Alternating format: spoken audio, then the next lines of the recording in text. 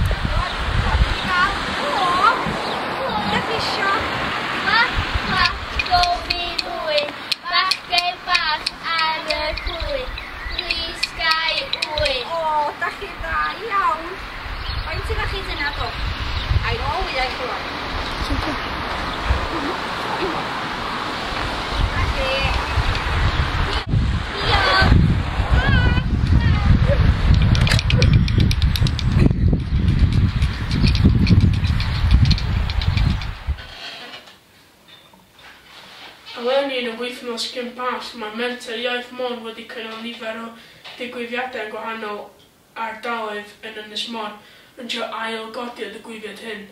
Mi eithon ni fynd i Menter Talwn i weld be pobl leol mewn yn mynd.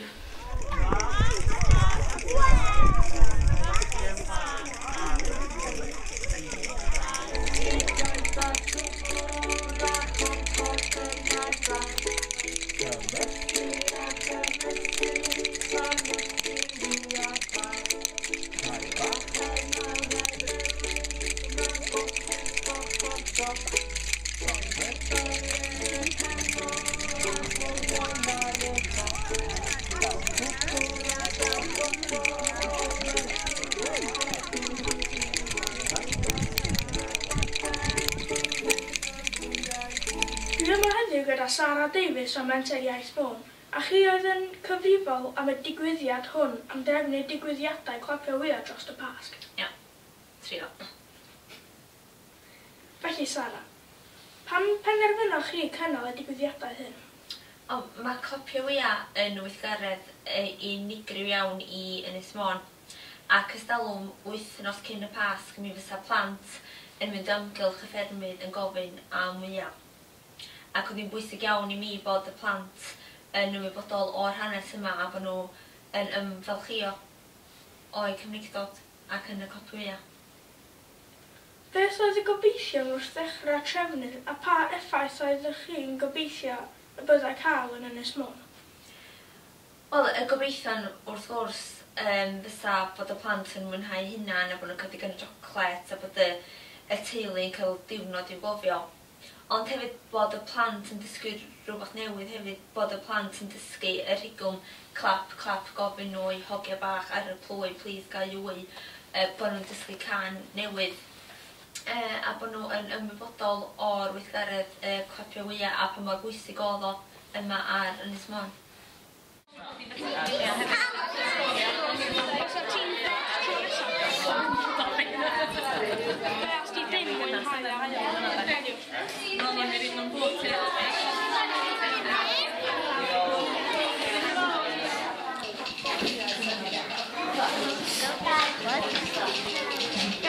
Fysa ti'n hwnnw'n dod tro nesaf?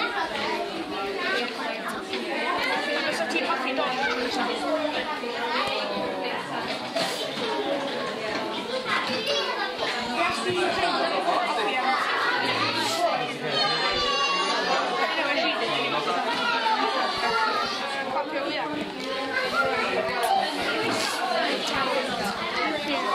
Fysa ti'n hoffi dod tro nesaf?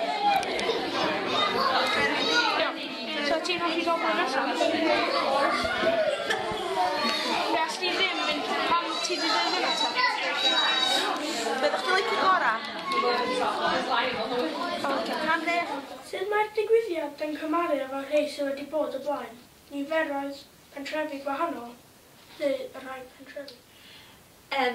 Yn sicr, dwi'n meddwl bod y tywyd wedi bod yn plaid ni. Dwi'n meddwl bod fi wedi cyfarfod rhieni clen a ffeind iawn oedd yn fodlon i'w plant nhw ddod i'r weithgaredd Clapio Wyau.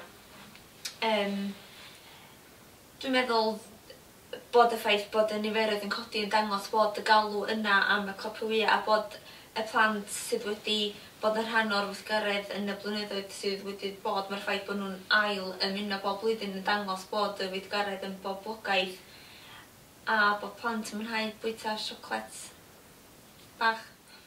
Pa pentrefi bysach chi'n ei defnyddio eto a pam ydych chi'n meddwl i llwyddo i'r pentrefi yna? Yn sicr dwi'n meddwl bod yn syniad da bod ni'n ail ymweld â rhai o'r ardaloedd Brosiect a Talwm. Dwi'n meddwl, nid yn unig bod y plant yn mwynhau, ond mae'r cymdogion yn edrych ymlaen i weld y plant yn cyrraedd, i gylwad y plant yn canu y rhigwm i brynu'r siocledi. Ond hefyd dwi'n teimlo eisiau sy'n syniad eisiau mynd i ardal newydd mwyn rhoi cyfle i ardaloedd newydd i gymryd rhan megis byr un gwran dwi wedi cael pobl yn dod ata fi yn gofyn, o please dowch ata ni blwyddyn nesaf a mae hynna'n jyst yn codi'n halon ni. Bachgen bach ar y pwyd, please, 2, 1, Beth am i ni ganu? Iawn? A ti'n bod y papur smith oedd am i canu? Ie? O, 4. 1, 2, 3,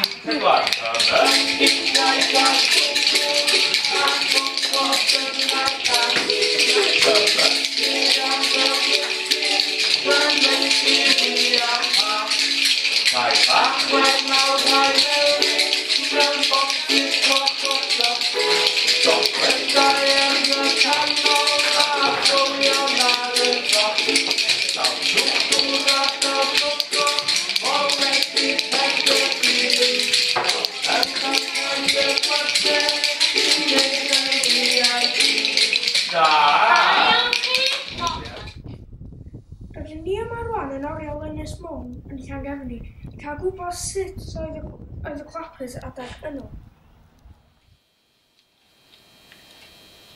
Da ni wedi cael gweithgareddau efo plant yma, lle plant yn dod i fewn a be da ni'n neud ydy jyst torri 3 darn o bren modern a wedyn mae'n cofio cyfle i addurno nhw clymu nhw'n ei gilydd a clapio de. You cooking, mate? Yeah. Pardon? You cooking? Yes, thank you. Yeah, just breathing through your knees. Felly, Mr Roberts, dwedwch fwy wrthyn ni am yr arferiad o fynd i Clapio am wyau. Faint ohonoch chi a'i le roeddech yn mynd? O, fydda na ryw hynna dwsin a i mynd a dwi'n mynd o wmpas y tydynod ar ffermwyr wrth gwrs. Do pawb ddim yn mynd i'r un lle a ni'n trio rhannu nhw allan o'n haws cael wyau. Dod i miws mynd i 6 o'n ni'n dod i un lle neu bydda ni'n mynd cael pawr o. Ond bydda ni'n mynd ar dwad wmpas y pasg amser y groglydd y sadwn to miws mynd ar y Sul. Sa di ddim bochad o glon na wyl yn byd ar amser honno sa di mynd ar y Sul. A bydda ni'n mynd efo pisar bach ar ei gwell yn o wrth gwrs rhag i'r wyau grocion erbyn i gilydd a chracio neu llanas gati ar y ffordd adra. Ond na, bydda ni'n mynd rownd y tydynod ma ac yn cael lot o hwyl deud y gwir. Bydda ni'n cael hwyl yn bob man.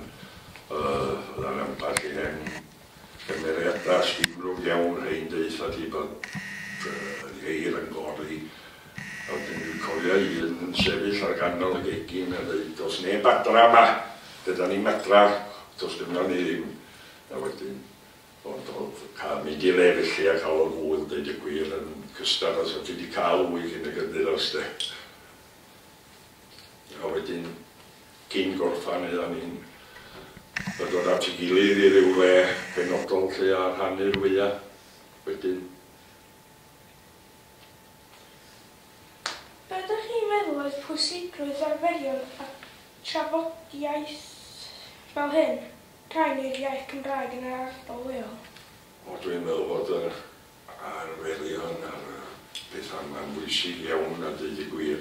Ond wrth gwrs mae rhaid cofio mi oedd yr ardal geis i nwyn i fyny ydag honno yn un iaith Gymraeg oedd y tyfynwyr a'r ffermwyr a dweud y gwir dim ond yr iaith Gymraeg o gynnyn nhw.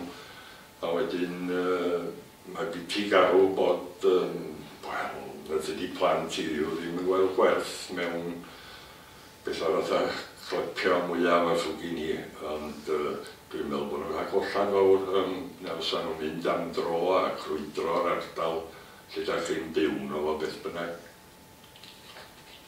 Be ydych chi'n meddwl daeth yr arferiad yma i'ch ben a be oedd y rheswm dros hynny yn eich barn chi?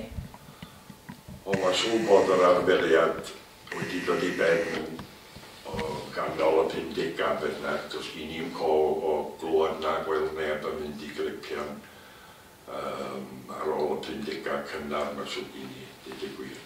Ond mae di tigarw bod wedi dod i ben meddwl i. Ydych chi'n meddwl i'r ffaith i'r arferiad ddod i ben cael effaith ar y iaith Cymraeg yn yr ardal? Neu oedd newid ieithyddol yn ffactor i lai o pobl fynd i Clapio Wyau? Oedd, mae siŵr gen i bod na lawer i ffactor, ond mi oedd y newid yn yr iaith yn ffactor fwyaf, mae siŵr gen i. Pegis i'n wy'n i fyny mewn pentra Môn ar y gofod don am bobl iaf, don am Saeson yn o deigwyr, ond fe ddaeth newid mawr pan ddoth y dilifiad Saesnig i mewn a fyswn i'n meddwl bod yr iaith wedi dirywio a wel, beth oedd y Clapio Wyau wedi diodda a diflannu, deud y gwir, sy'n dris iawn. Wrth mi ddiflannodd y tyddynod a deud y gwir a mi ath ffermydd, wel, mynd at ei gilydd, rhoi nhw at ei gilydd a mi ath y ffarm bach a'r tyddyn wel, diflannu, deud y gwir, oedd ar wyneb y ddaear sy'n bytig ar dris iawn, deud y gwir. Pa mor bwysig ydy hi yn eich barn chi ein bod fel Cymru'n codi ymwybydyddiaeth ac yn cofio am hen arferion a traddodiadau Cymreig fel hyn? O, dwi'n meddwl bod hi'n bwysig iawn, a fel ni'n sôn rwan pan diflannodd y tyddynod ar ffermydd bach, oeddech chi'n colli, wel, teuluodd o blant oedd yn cael ei codi fyny yn y math yna o fyw ac yn siarad Cymraeg lle, ond pan ddaeth y dilifiad mawr ar hyd y ffermydd at ei gilydd a'r tyddynod yn diflannu o mi oedd yr iaith wrth gwrs yn dirywio ac yn diodda'n ofnadwy wedyn de. Dwi'n meddwl bod yr arferion yma, wel, bod plant i wedi cael collad fawr, achos amser honno oedd yr arferion yma'n dod hollol naturiol i ni fel plant ar amseroedd yn y flwyddyn lle. Ar y pasg a ti'n di Glapio wedyn ddechrau Calan Gia wrth gwrs William Blwdan a Canwyll a wedyn ar y Calan oedden ni'n mynd i Molyn Clenig lle mae biti ofnadwy, dwi'n meddwl bod hi'n dris iawn a mwy na thristwch bod ni'n colli yr hen ymarferion yma, dwi'n meddwl os eith y sôn amdanyn nhw a'r hanes o fynd i Glapio lle neu fynd i wneud rhyw fath o waith plant. Dwi'n meddwl bydd hynny yn gollad fawr a dwi'n meddwl bod mudiadau fatha da chi'n wneud yma, Menter Môn, os meddwch chi gadw jyst yr hanes am yr arferion yma ddiw, mae'n beth da iawn dwi'n meddwl. Dyna fanna asgofio Mr Roberts yn fanna, o gymryd rhan yn y arferiad o Glapio Wyau cyn y pasg. Wrth edrych yn ôl dros y gwaith ymchwil, rydyn ni'n cael bod cysylltiad amlwg rhwng yr hen arferion, a chwarae plant a phobl ifanc, gyda'r iaith Cymraeg ac bod dirifiad un yn cael effaith ar y llall. Fel dwedodd Mr Roberts, fel disgynnodd y nifer o siaradwyr Cymraeg, fe diflannodd arferion fel un. Mae hyn yn profi pwysigrwydd hen arferion fel y Clapio Wyau a llawer arferion a thraddodiadau eraill sydd wedi diflannu ar gadw iaith Cymraeg yn fyw mewn cymediadau.